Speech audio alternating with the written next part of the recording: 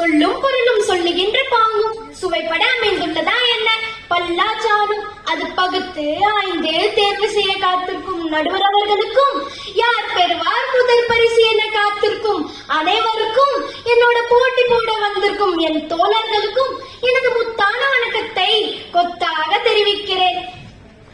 மகாகவி பாரதியார் நினைவு நாளை ஒட்டி அவர் எழுதிய கவிதையை உங்கள் முன் எடுத்துரைக்கிறேன்.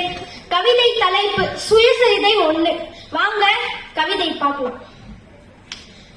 கம்பன் என்றொரு மானிடன் வாழ்ந்ததும் காளிதாசன் கவிதை புனைந்ததும் உம்பர் வானத்து கோலையும் மீனையும் ஓர்ந்தனந்ததோர் பாஸ்கரன் மாட்சியும் நம்பர் உந்திரனோடு ஒரு பாணினி ஞானம் மீதி இலக்கணம் கண்டதும் உம்பர் வாழ்வின் இறுதி கண்டுமையின் இயல்புணர்த்திய சங்கரன் ஏற்றமும் சேரன் தம்பி சிலம்பை செய்ததும் தெய்வ வள்ளுவன் வான்வரை செய்ததும் பாரில் நல்லிசை பாண்டிய சோழர்கள் பாரளித்து தர்மம் வளர்த்ததும் பேரருச்சுடர் வாழ் கொண்ட சோகனார் பிழைப்படாது புவித்தலம் காத்ததும் வீரர் வாழ்த்த மிளைச்சத்தன் தீய கோல் வீழ்த்தி வென்ற சிவாஜியின் வெற்றியும் அன்னையாவும் மறிந்தினர் பாரத தாங்கி இளப்பையில் பள்ளியுட் போகுனர் முன்ன நாடு திகழ்ந்த பெருமையும் மூடி இருக்கும் இந்நாளின் இகழ்ச்சியும் பின்னர் நாடு ஒரு பெற்றியும் தேறுகிறார் பேடி கல்வி பயிலுனர் பித்தர்கள்